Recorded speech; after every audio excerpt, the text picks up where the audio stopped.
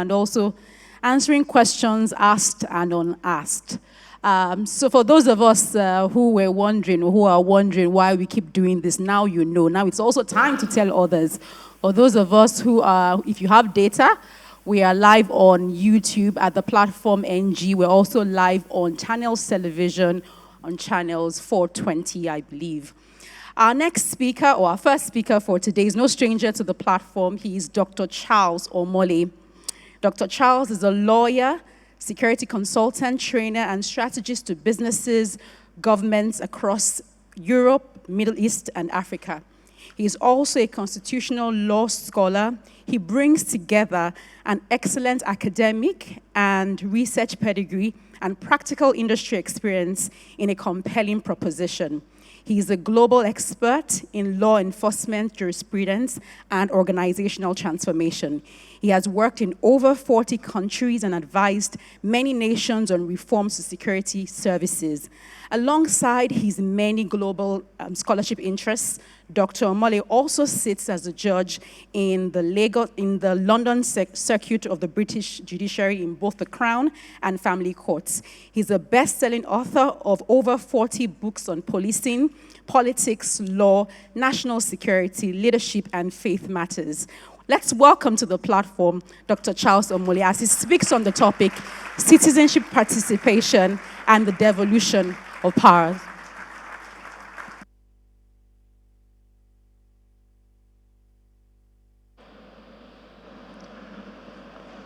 Good morning, everybody. Well, it's a pleasure to be back on the platform again this year. And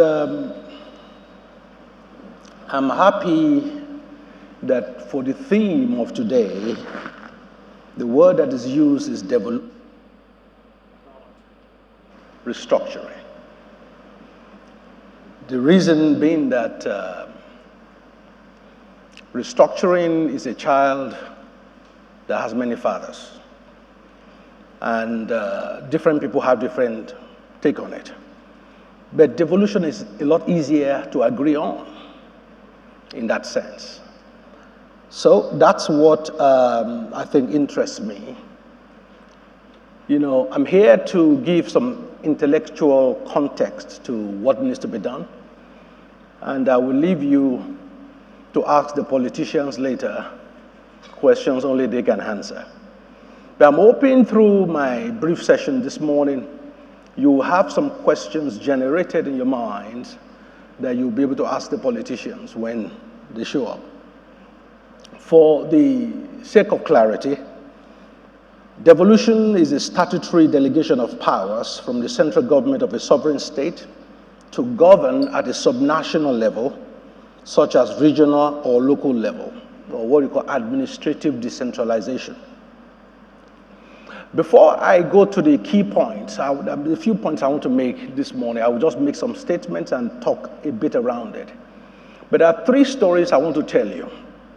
These three brief stories will contextualize everything I'm going to say this morning. The first story, let's go back to 1966.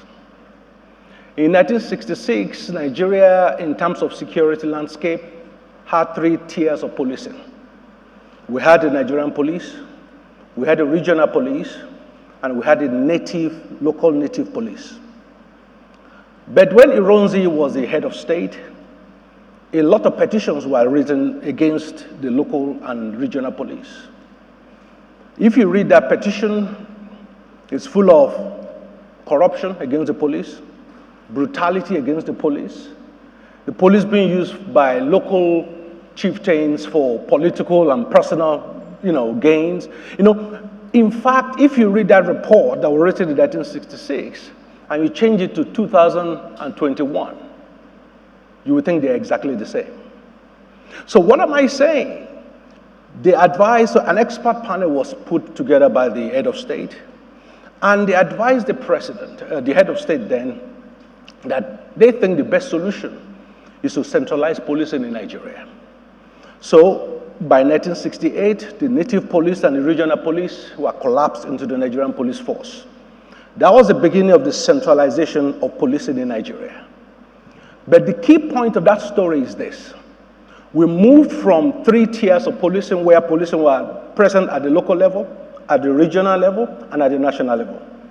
But every accusation against policing at those levels at that time still exists with the centralized one. So we changed system, but we didn't change outcome. Are you following what I'm saying here? You see, we are full of people trying to say devolution is the answer, this is the answer.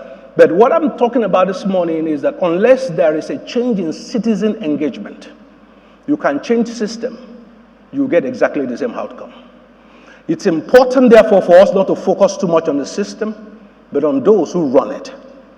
The second brief story I want to tell you is cast your back to the whole Soviet Union. Boris Yeltsin wanted to transform the country. And he brought in some Harvard professors. And they said, look, the best way is to move away from this, your communist system, and embrace market economy. And he agreed. So he started a massive sale of public enterprises to private individuals. Because the essence was that you need to get rid of state monopoly. But there was a problem with the proposition of the Western professors. As at that time, 90% of Russians did not have a bank account. Majority of them were living on state handout. You wanted to buy a car, you wanted to buy it, everything was given to you by government. So again, they sold off state enterprises, but they simply replaced state monopoly with the monopoly of the oligarchs. They sold off the entire nation to less than 500 people. So you have a situation again where the system changed, but the outcome did not change. Are you following this pattern?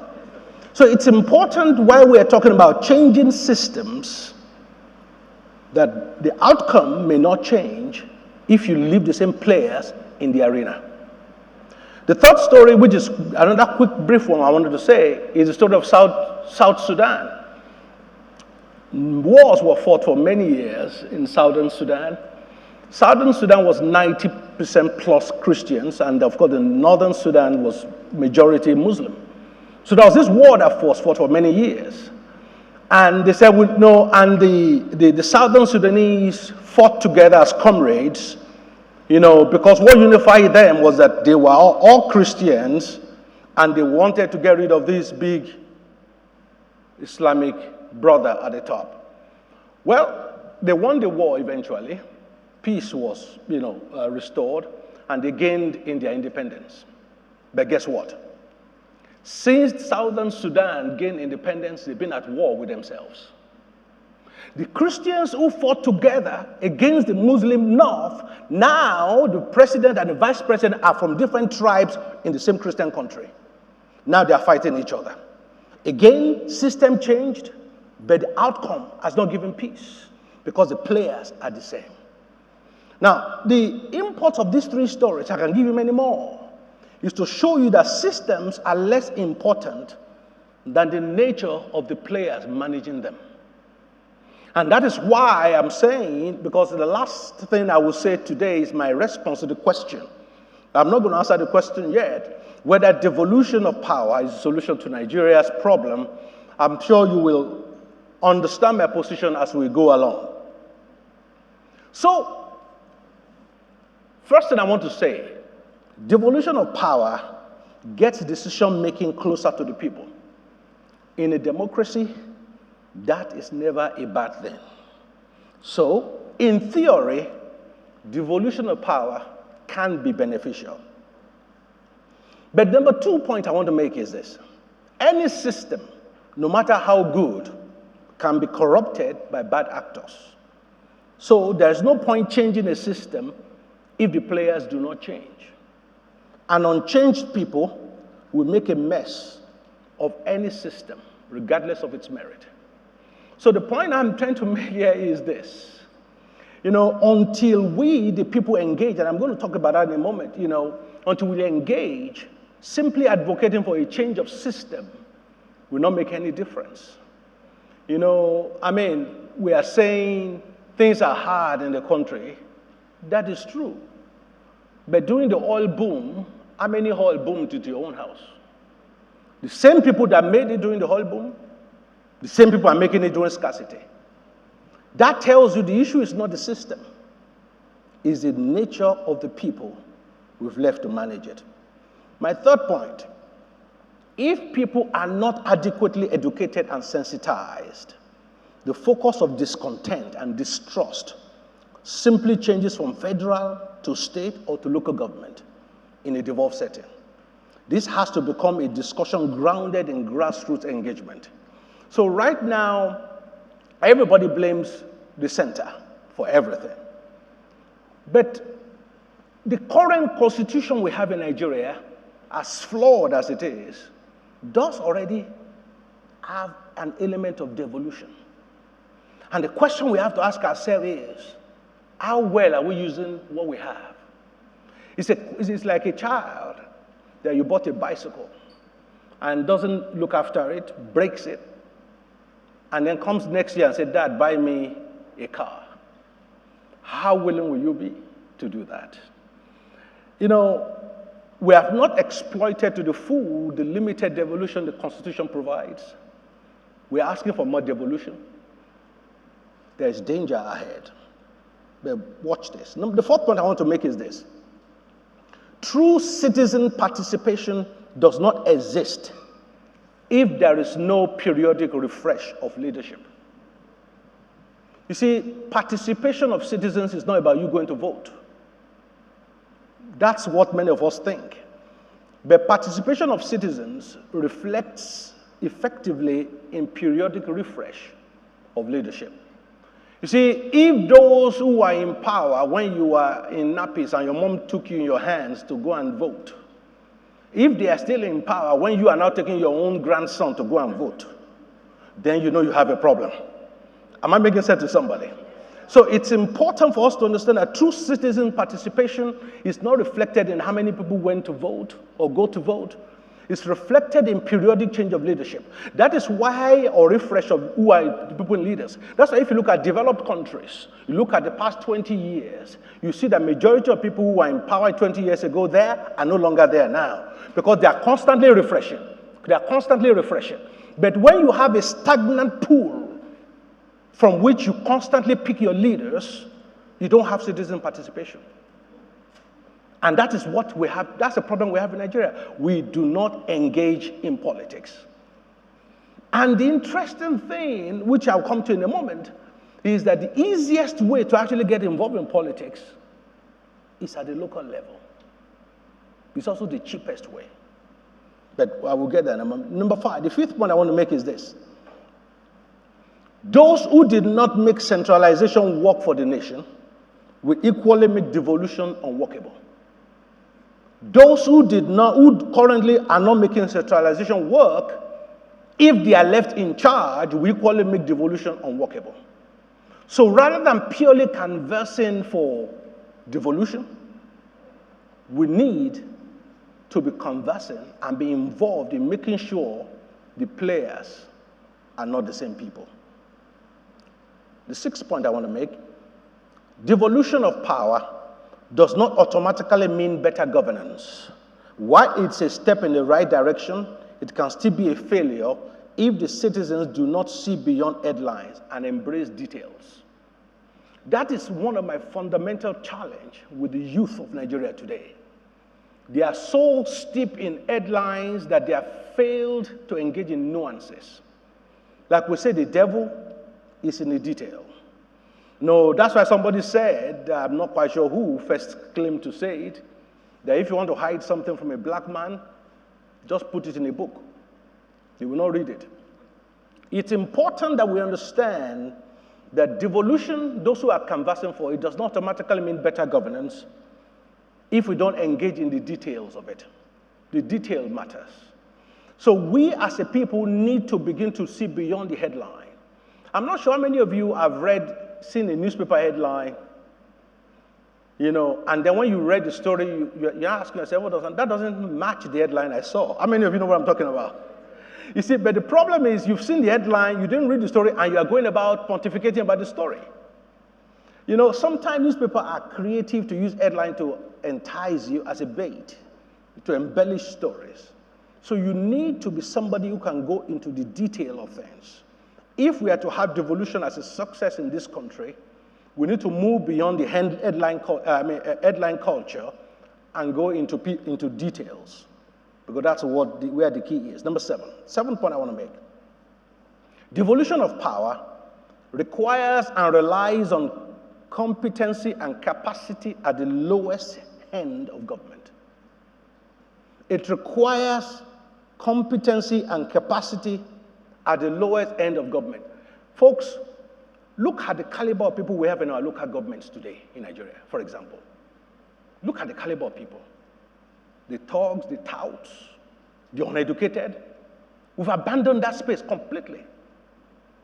The youth, well, when I say we, I think I'm a youth too. Because, we can divide it, define it in different spectrum. But we, the youth, and don't say I'm not one of you, okay? We need to understand that how many of us are involved in politics at that level? Is it not a shame when you have a situation where you have youth who has not managed 5 people who says, I want to go into politics, and the first thing I want to do is to be the president? Why are we making mockery of ourselves? Many of them just want the title ex-presidential candidate on their bio. That's what they're interested in. You need to begin to engage at the lowest level. To be a councillor in some local government, all you require is 500 votes. 500 votes to be a councillor. But we will never go at that level. Everybody wants to be president. And that is a problem we have. That we need our best and brightest to seek to participate at the local level, and not everybody fighting to be president. See, because if we look at our current constitutional settlement, even though the president has lots of power, there are lots of powers in local government as well, but which we have not used at all. Number 8, the weaknesses of local political structure and competency of executive, legislative, and political parties at the local level in Nigeria need to be addressed for devolution to work. We need more competent people at the grassroots. We need more competent people at the very local level. It's very, very important. You see, our forefathers are very wise. There's a proverb where I come from that they say that if you are going on a journey and you come across a road where several trees fall on each other, our forefather says it is foolishness to go to the bottom of the pile to try and remove that log. It's better and easier to start from where? From the top. So why would you want to engage in politics and the next thing you say is, I want to be a president? Start from things that are easier to achieve. Become a councillor. Become a local government chairman. It's at that level you begin to see, because if we are talking of devolution of power, that is where it will be played out, at those local level, not at the central level. And our structure is such that, localism is very important. Back in the UK, in the US, and West, schools, for example, have school boards. Or in the United Kingdom, we call them governors. In the US, we call them school boards. They are the ones that make decisions about schools. A governor cannot come and sack a head teacher in those schools. It is the governors that have that power, because they have devolved power to that level. But in Nigeria today, a governor can walk into any government school and sack anybody. Anyway, don't get me started on those people. Let's leave it. I promised myself I will not talk about politics today in that sense. Number 9, my 9th point. In Nigeria, local political power arrangements have failed to develop local structures that influence the policy-making process in allocating resources. So there is no link between the needs and requirement of the local people and what their local government is providing. And because there is that disconnect, some don't even assume local governments don't exist. Whereas constitutionally, local governments have specific powers and responsibilities given to them. Now, this leads me to number 10, which is very, very key. Those who currently make the local government system moribund and dead in Nigeria cannot at the same time claim to genuinely support effective devolution. You know who they are. Who are the people that have made local government in Nigeria or local governance completely impossible? Who are they? Well, I didn't say so, you did. But the key point I'm making is this. Why would those same people be credible when they say they want devolution? Have you devolved power in your state to local government as Constitution requires? No. Now you want the nation to now devolve power to you. So charity, they say, begins at home. So part of the question you need to ask those governors when you see them is how effectively have you devolved power based on the Constitution in your state before you are now asking the nation to devolve more powers to the state. It's important for us to understand that if we don't ask this detailed question, just like what happened in the whole Soviet Union, we are simply going to replace one monopoly with another one. Like I said in the last slide I have here, I will say it earlier. I said it's better to fight with one powerful devil than to fight 37 equally powerful devils. So it's important for you to understand devolving power to those who will now not devolve it even further will put us in a worse state as a country. So we need people who have credibility, who have shown that within their jurisdiction they can devolve power to local government. The local government are functioning the way they should function. Because if they are not, devolving more power to them is simply reinforcing failure. 11th point I want to make, Nigerians cannot claim to want devolution of power and at the same time concentrate all efforts and participation on national politics. Let me do a test here. How many of you here know your local government ward councillor? Raise your hand, let me see. Maybe about less than 10 people. That's my point, exactly. But if I ask you how many of you know your state governor, of course, everybody's hand will go up. So the point I'm trying to make here is this. We cannot claim to want devolution of power and keep all our interest at the center. We have to begin to show interest at the local level. You've got to know who your ward councillor is. You know, your ward councillors, they are the equivalent of this House of Assembly at local government level. So you have ward councillors who are the, in quote, the House of Assembly equivalent at the local level.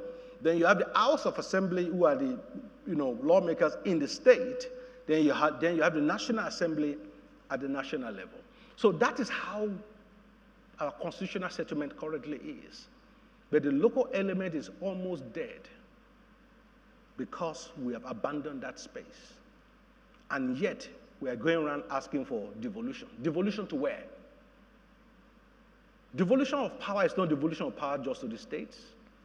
It's bringing power to the lowest level. It's making decisions, allowing decisions to be made at the lowest level closest to the people. That's what devolution means. For devolution of power to work in Nigeria, it cannot just be about transfer of resource control to states. It has to include genuine increase in the quality and quantum of players in the political space at the local level. We've got to begin to have our brightest begin to contend at the local level. And the interesting thing is that it's actually a lot easier and a lot cheaper to participate at politics at that local level. And you will see that there's a lot of difference you can make. I was speaking to somebody the other day. He said, Doc, but there's no money at local level. I said, where is the money? He said, you have to go to the center. And this is a 25-year-old. And I said, you become a Twitter warrior now, abusing everybody. Yet, you can see that your motivation is exactly what motivates the current people there. So it's important that for effective devolution, participation is both a goal for better governance and also a means of achieving it. Participation can be considered as two faces in one. It aims to develop the society It also develops the citizens who participate by reinforcing their capabilities, their potential, and their effective role in society. So the effect of devolution is participation. My focus today is to encourage everybody here that if we are asking for devolution of power, I see a danger. We are standing on the sideline at the moment. We are shouting for devolution. Perhaps the powers are devolved. Many of us will continue to stand by the sideline and allow the same players who are currently in the arena to run the show. And I'm trying to say here that if that is what happens, devolution will be a disaster for this country. If we allow people who are currently the players there to also be the one controlling the affairs of things when power is devolved. So the only way this can work is for us to be effectively engaged. For Nigeria to succeed, this is my main point today.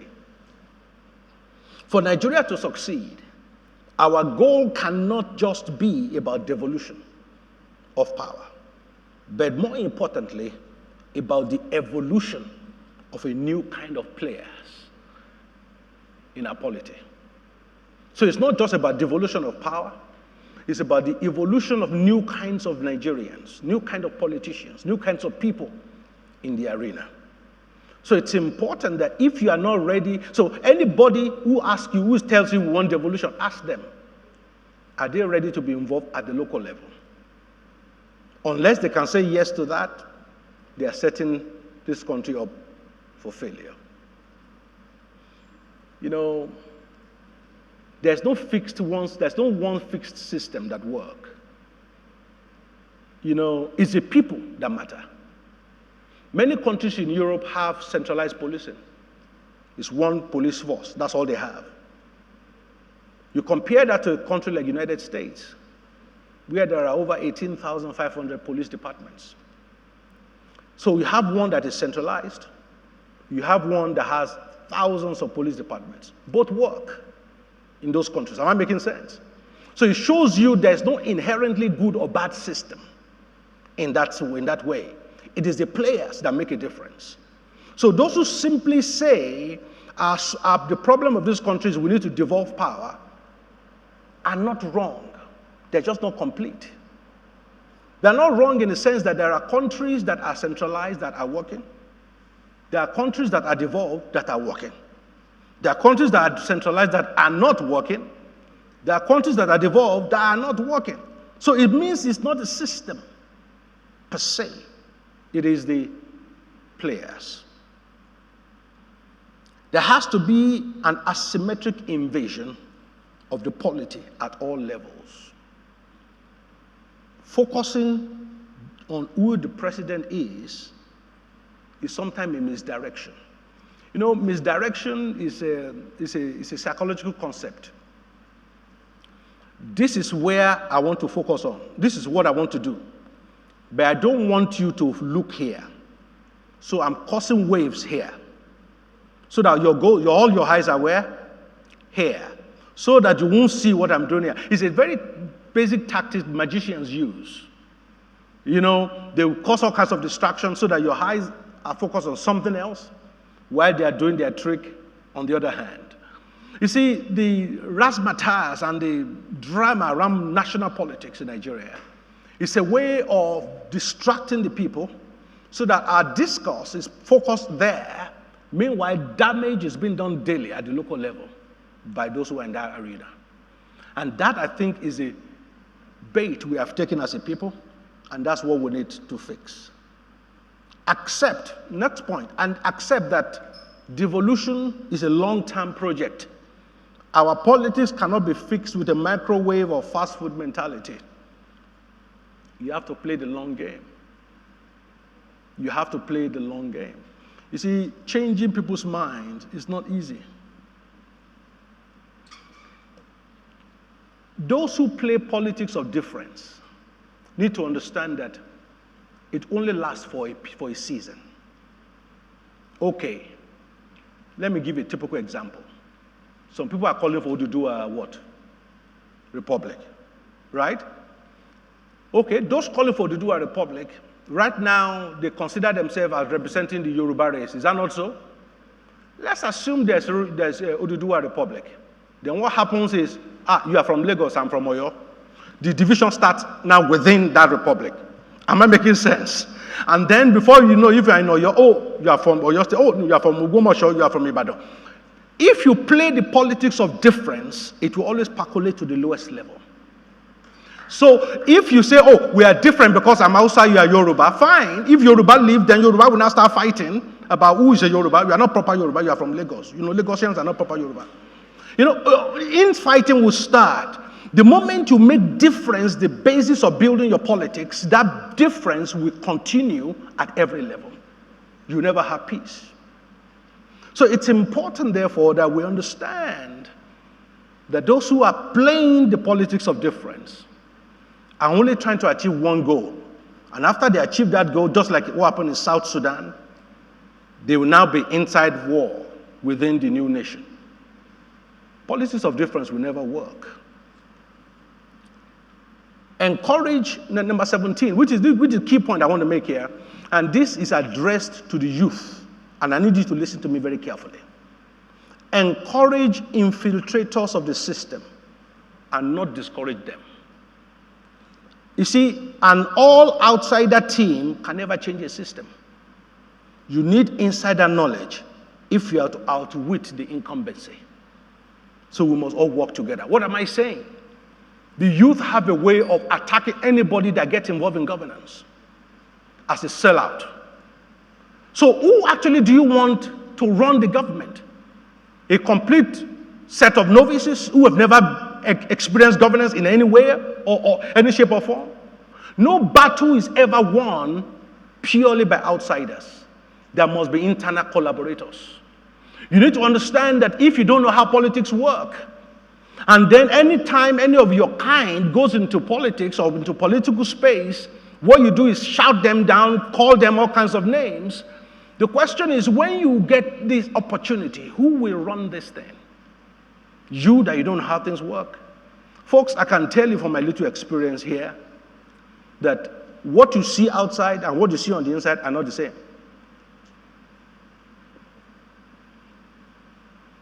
In fact, don't let me get involved in this, because if I talk about politics now. Look, many people in Nigeria feel the biggest problem we have are the politicians. Is that not so? What if I tell you that's not true? Do you know what the biggest problem we have in Nigeria is? I can't hear you. No.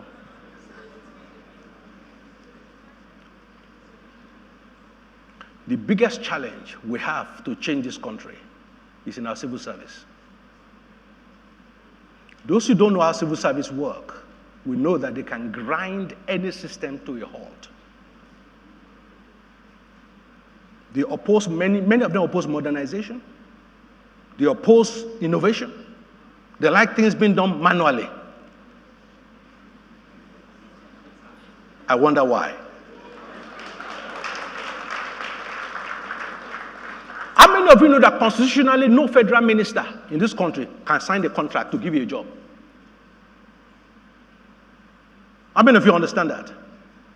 It's the permanent secretary, it is the civil servant that do that. So how can a minister steal, for example, without what?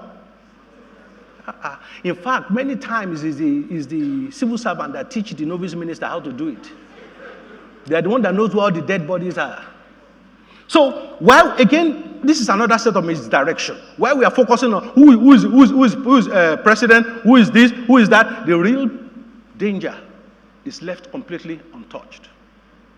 And that has been the game going on in Nigeria. And that's why we've had presidents, no matter how well intended, becomes impossible for him to carry out anything because the people that actually have to run the system are not particularly helping. So, my point is this. For devolution to work, youth must encourage their kind to be involved in governance. You need people that have insider knowledge, that know how the system works. So stop shouting down, stop becoming a Twitter warrior Anytime somebody gets an appointment, everybody goes, they will make all kinds of noise. Why? Do you think you can run government without knowing how government works? So it's important for you to understand that no all-outsider team has ever won any war. Even the First World War, Second World War, that's why they had spies. Am I making sense? They had people that have inside knowledge of how the thing works. So you can't completely stay out and expect a difference. Next, be careful to avoid the danger of a single narrative for a situation that has multiple dimensions. It's not just about young versus old. Young is good, old is bad. That's another crazy thing going on in Twitter and social media in Nigeria. There are some people now feel that if you're over 35, you're useless. We want young people. I've got news for you. You need to understand that there are some of the most corrupt people I've encountered in the last 5-6 months are under 35. So I got this for you. Don't think this is a game that is old versus young. Putting complicated things in simple terms is a misdirection. There are good old people, there are bad old people. There are good young people, there are bad young people. So don't make it a young versus old thing, or north versus south. There are people, I'll tell people, I said, remember the case of the former security advisor, Dasuki. If you look at the list of those that supposedly plundered the security fund, I don't know whether any of you have seen the list. It was published many, many years ago. I saw on that list equal opportunity theft. There was no region that was not represented. So it's important for you to understand that they don't play the politics of difference when it comes to sharing money, but they play it when it comes to baiting you and programming you for their own objective. I'm almost closing. The core precept of devolution is that local government are closer to the people, are more responsive to citizens, better able to match services to citizens' preferences, and more accountable to voters. When citizens have more voice in government, they often consent to pay more for services. Effective devolution tend to increase tax intake as people feel a greater sense of ownership and they engage with the government better. So part of the reason why tax intake in Nigeria and similar countries is difficult is because people don't feel any connection with what government is doing. But if at the local level you are involved, and you can see the difference between the petition you wrote last week and the change in government this week, you will be willing to pay more tax for that. To close, organize, organize, organize. You cannot bring about or exploit devolution as an independent individual. The power of the collective is needed. So learn to work with other people. You may not even like them personally, but still work with them. So to the question of today's debate, is devolution of power the solution to Nigeria's problem? What do you think my answer is? No, that's not quite correct. I'm sure some of you will say my answer now make me sound like a politician. My answer is yes, if the citizens renew their participation and engagement as I have stated. But my answer is no, if it is only going to give more power to the usual suspects that have so far brought this great nation to its knees. So the question is, if we want devolution as a people, we've got to be engaged as a people. Engaged at the local level is easier, is cheaper, and it's more doable. How many of you remember the protests in Hong Kong that went on for months and months? bang in the middle of that protest, there was a local election that took place in Hong Kong at the local level. And what these young people did is that they completely invaded a party, a political party, and contested for practically all the seats. Guess what? They won 65% of the seats they sat in. 65%. Why? Because winning at the local level is cheaper, it's easier. So they are now there. Fine, they are not at the national level in Hong Kong yet, but you go around that country, you see all those young people now managing local things. That is how you get change and devolution. And that's how we are going to do it in Nigeria. We've got to be involved at the local level. It's cheaper, it's easier. Like I said earlier, dealing with one powerful devil is a lot easier than contending with 37 equally powerful devils. Because then our battles become much more serious. So as I close this morning, my admonition to everyone watching and listen to me in this hall this morning is devolution the solution, devolution of power, the solution to problems in Nigeria? Only if we want it to be. Only if we are involved. But if we are going to just canvass and shout devolution, but stay aside. Remember the 3 stories I started with. You can change systems, but you will never change outcome if you don't change the players. So simply asking for devolution and then handing it over to the same players that are in the arena right now will not work for this country. It has never worked for any country. So, yes to devolution if we are going to be involved. No, if we are going to leave it to the current players. Thank you for your time.